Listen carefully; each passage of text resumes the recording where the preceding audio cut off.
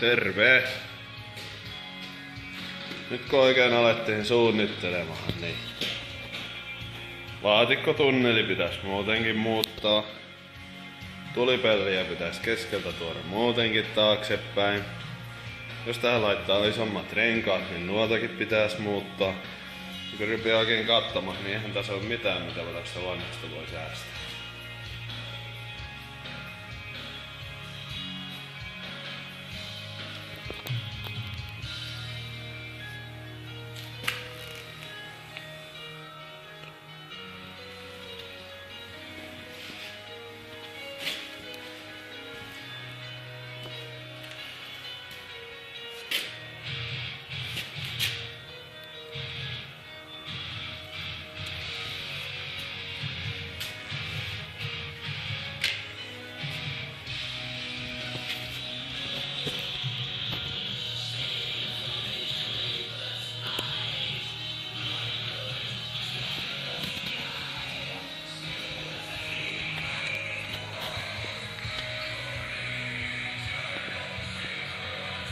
Seuraava suunnitelma nyt sitten olisi, että